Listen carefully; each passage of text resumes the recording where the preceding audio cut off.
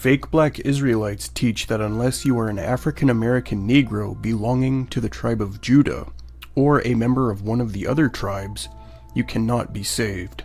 Therefore, it is important to prove the ancient Israelites were not Negroes to refute this theology. Fake black Israelites claim they descend from Noah's son Shem.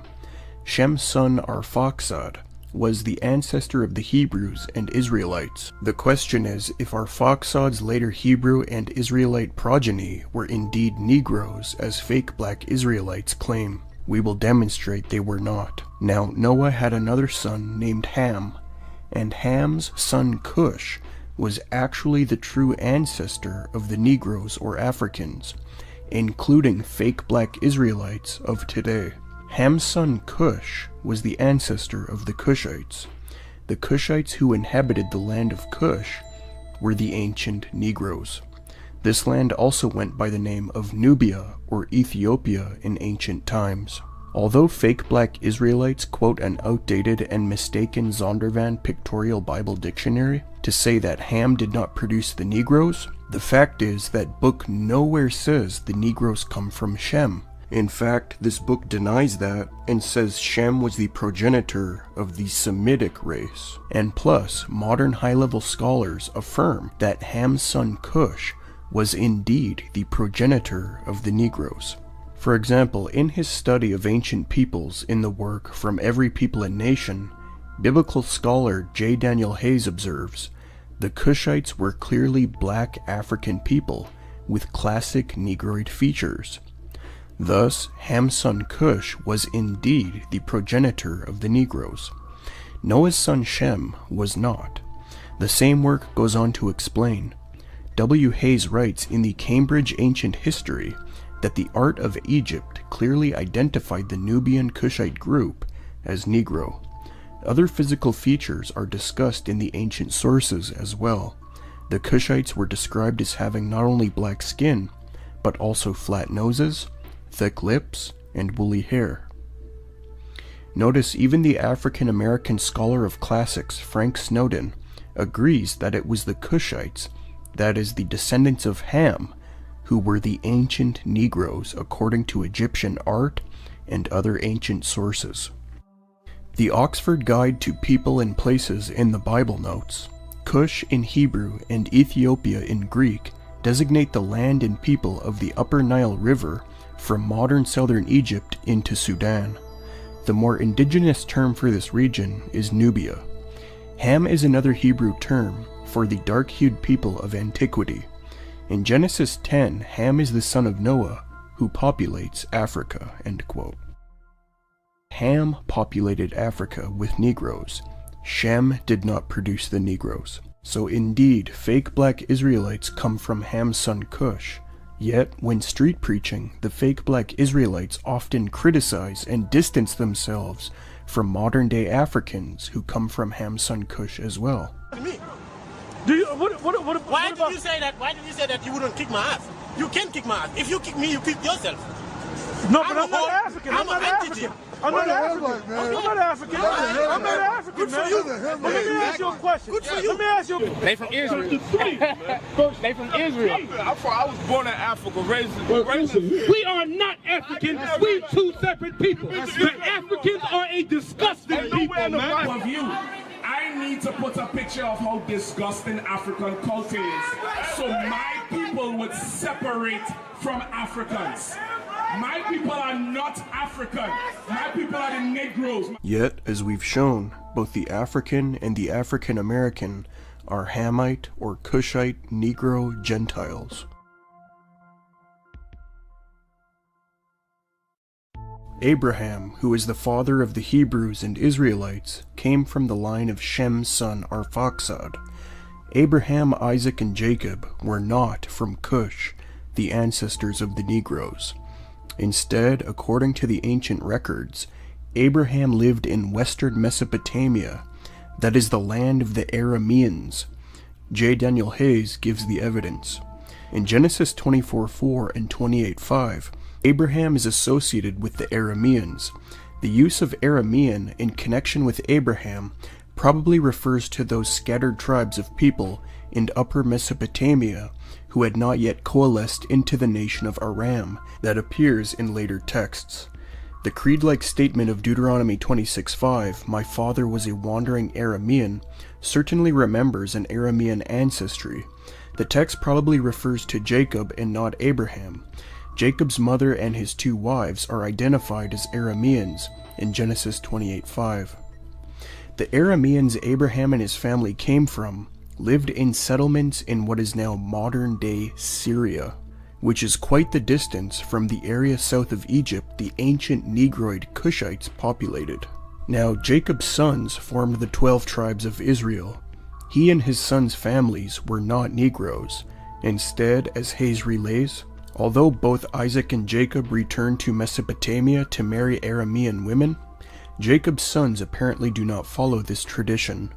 Judah marries a Canaanite woman, and then also fathers twins, Perez and Zerah, by his daughter-in-law Tamar, who is probably also a Canaanite. Genesis 46:10 indicates that Simeon likewise had a Canaanite wife. Joseph, after becoming the advisor of Pharaoh, married an Egyptian woman named Asenath, who bore him 2 sons, Manasseh and Ephraim.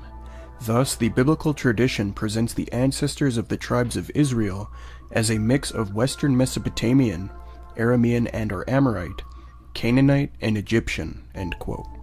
Abraham, Jacob, Judah, and Judah's Canaanite wife were thus Asiatics. In the context of ancient Egypt, Asiatic just meant beyond the borders of Egypt and Africa to the east. Here are depictions of ancient Asiatics from the tomb of Khnumhotep II from 1900 BC. Clearly they were not Negroes. Compare these Asiatic men to ancient Egyptian depictions of Negro Nubians, and you can see that they do not look the same. Also, the Egyptian Book of Gates depictions, dated to the 13th century BC, likewise demonstrate Asiatics like Abraham, Jacob, Judah, and Judah's Canaanite wife were not Negroes. What is more, the tomb of Seti I proves the same. The Asiatic people were not Negroes. Well, what about the later Israelites themselves? Hayes provides more insight into how the later ancient Israelites looked. He notes they combine the look of the current inhabitants of the Middle East with the representations of the Israelites and other Asiatic peoples in the paintings and monument carvings of the Egyptians and the Assyrians. As mentioned above, numerous Asiatics are depicted in Egyptian art from the Old Testament period. Likewise, numerous Israelites are portrayed in Assyrian sculpture. Jehu, king of Israel, along with several other Israelites, is depicted in the black obelisk of Shalmaneser III. Numerous scenes portraying Israelites are included in the sculptured wall panels from Sennacherib's palace, portraying the siege of the Israelite city of Lachish. The people in these artistic portrayals are, in general, similar in appearance to the Israelis and Arabs living in and around Israel-Palestine today. Indeed, here is the aforementioned ancient Assyrian depiction of the Israelite king Jehu bowing to the Assyrian king Shalmaneser III in the black obelisk of Shalmaneser III, created about 825 BC. Notice the Israelite king has long straight hair and a hook nose, which is not how ancient Negroes were depicted. Ancient Kushites had flat noses and kinky hair. On the same obelisk behind King Jehu are a line of Israelite tribute carriers, and they are not Negro in appearance either. Notice they have straight hair on their heads and the bottom of their beards. This is how the ancient Israelites looked. They were not Negroes. Also, here is the aforementioned Lachish relief on the walls of Sennacherib's palace. These are stone panels carved around 700 BC, depicting Assyrians conquering the Israelite kingdom of Judah in the siege of Lachish. Notice how the Judean people look.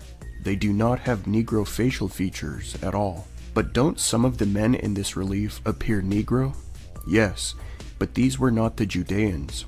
These were Nubian or Kushite troops who fought side by side the Judeans to defend the town of Lachish, and were made prisoners by King Sennacherib with the Judeans. The Judeans in the relief have turbans and fringed kilts, and the Nubians do not.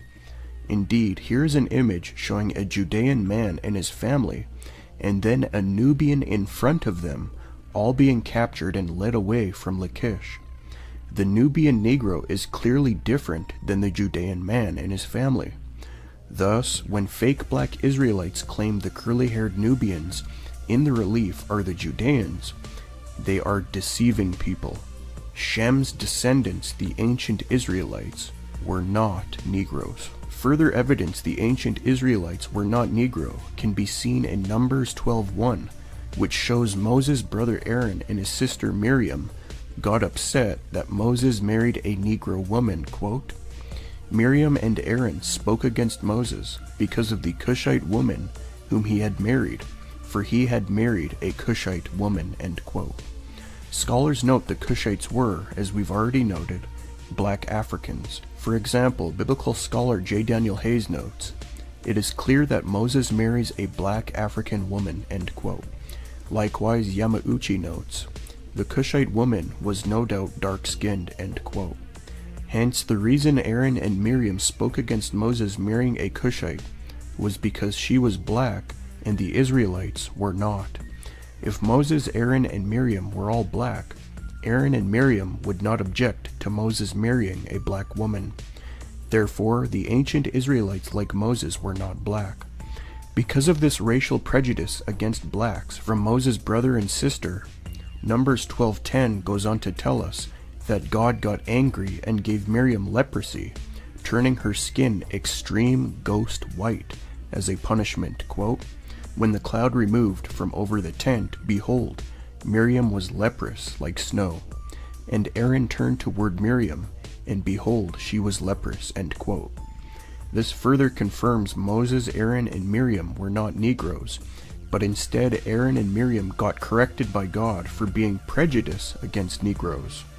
This is confirmed by Old Testament scholar and Hebraist Stephen L. Mackenzie, who in the Oxford Guide to People and Places in the Bible notes, Miriam's becoming as white as snow with leprosy seems appropriately ironic punishment for her criticism of Moses' marriage to a black woman, end quote. Hence Moses and the Israelites were not Negroes, and the racial prejudice exhibited by Aaron and Miriam was also unacceptable. Another proof Israelites were not black or Negro is found in Jeremiah 13:23, which says, can the Cushite change his skin, or the leopard his spots? Then also you can do good who are accustomed to do evil, end quote. Now, if Jeremiah and the Israelites were Negroes like the Cushites, then why would the skin of the Cushites be emphasized in this peculiar manner? So if Jeremiah and the Israelites were black like Cushites, then wouldn't Jeremiah just say, can the Israelite change his skin? What is more, a Jewish synagogue dated to 244 AD, located in Dura Europos, Syria, yields wall depictions of ancient Israelites, and they are brown-skinned Middle Eastern and lack Negroid features. For example, the synagogue contains the Crossing the Red Sea painting and the Ezra reading the Law painting. These further prove the ancient Israelites were not Negro. Other depictions there, such as the King Saul anointing King David picture, also show the Israelites were brown-skinned Middle Eastern and not black Negroes. Fake black Israelites claim the ancient Egyptians were Negro, and since the Israelites Moses and Jesus blended in with Egyptians in two biblical stories, they claim the Israelites must have therefore been Negro too. They note in Exodus 2, Moses as a baby is abandoned by his Levite mother, put in a basket in the river, discovered by the daughter of the Egyptian Pharaoh, and then adopted by the Egyptians. Based on the false assumption the ancient Egyptians were Negro, the fake black Israelite writer Elisha Israel thus argues, the daughters of Ruel mistook Moses for an Egyptian. Furthermore, if the Israelites appeared unlike the Egyptians, Moses would have been unable to live among the household of the Pharaoh that sought the death of all the newly born Israelite males, just as Jesus was hidden among the Egyptian population during the days of Herod, end quote. So the question is, were the ancient Egyptians Negroes? Based on examining ancient Egyptian anthropology, mummies, sculptures, paintings, and inscriptions, serious scholars have come to the conclusion the ancient Egyptians were not Negroes. For example, respected Japanese Semitic historian and ancient languages scholar Edwin M. Yamauchi notes, Egyptians accurately depicted their enemies and their allies. They made clear color distinctions between themselves and the black Nubians, whom they rhetorically denounced with insulting epithets, end quote. Indeed, here is ancient Egyptian art showing how Egyptians depicted themselves as light brown-skinned people, compared to how they depicted Nubians or Kushites as black-skinned Negro people. Clearly there is a difference, which proves the ancient Egyptians were not Negroes. The Hamite Kushites were. In other ancient Egyptian art, for example at the tomb of Horemheb, Nubian Negro prisoners are depicted with standard Negro features, such as larger lips and noses, while the Egyptian masters have smaller lips and noses. Moreover, a painting from the tomb of Hui shows Negro Nubians bringing tribute to the Egyptian pharaoh. Egyptians are also in the scene as chariot drivers, and the differences between the Egyptians and Nubian Negroes are clear. Notice the Negroes are darker than the Egyptians, and the Egyptians have long straight hair, which is not a Negro feature. Also, in an ancient Egyptian relief of a Nubian prisoner from the New Kingdom housed in the St. Louis Art Museum, you see how the ancient Egyptians depicted ancient Negro Nubians, and it was not the same as how they depicted themselves. What is more, the wooden chest of Tutankhamun, created between 1417 and 1379 BC, depicts the Egyptian king defeating Kushite Nubians. Clearly the Egyptian king is brown-skinned and not Negro, while the Kushite Nubians were Negroes, being a lot darker. The lips of the Kushite Nubian enemies are fuller as well.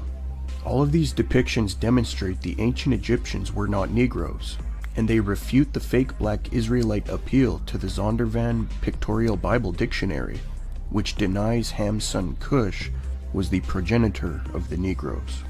J. Daniel Hayes concluded that in the delta and northern part of Egypt, the majority of the Egyptians, quote, appeared as they are portrayed in Egyptian art, with straight black hair and light brown skin.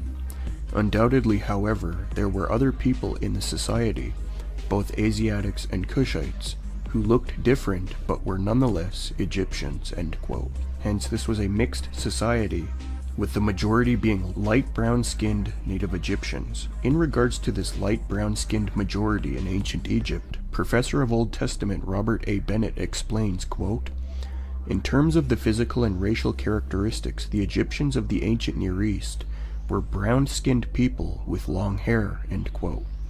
Moreover, on this brown-skinned majority, Egyptologist Anne Macy Roth notes, as we know from their observant depictions of foreigners, the ancient Egyptians saw themselves as darker than Asiatics and Libyans, and lighter than the Nubians, Negroes, and with different facial features and body types than any of these groups, end quote.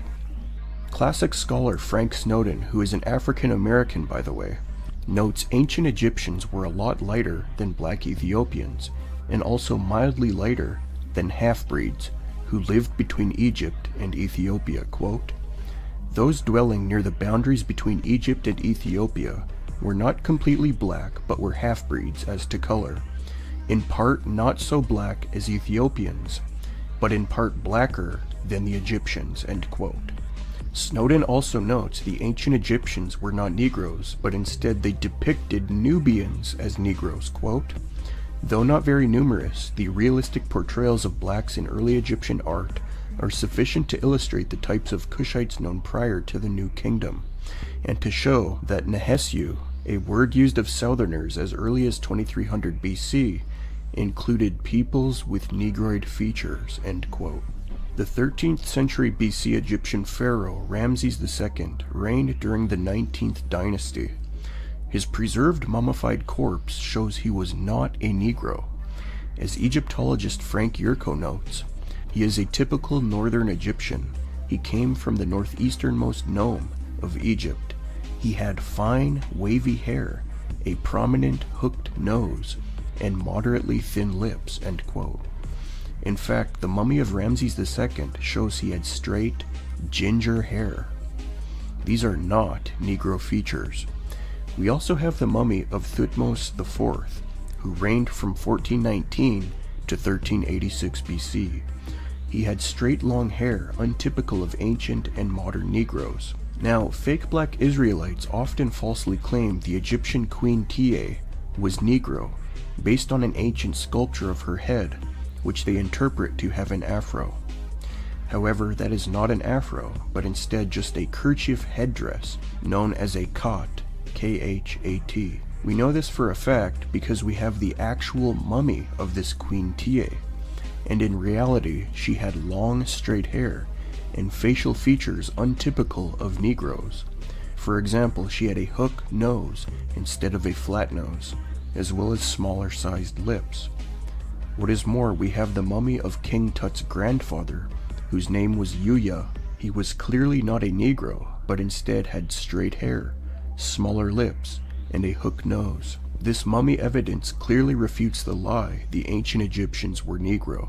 Of relevance also is the ancient Egyptian statue of Queen Nefertiti, known as the Nefertiti bust, created in 1345 BC. Egyptologist Frank Yerko explains this as, quote, the well-known head of Nefertiti in the Egyptian Museum in Berlin. There she is depicted with a blue cap-like crown and with light-colored skin. The color on the statue head is ancient, as originally applied by the sculptor, in whose studio the head was excavated.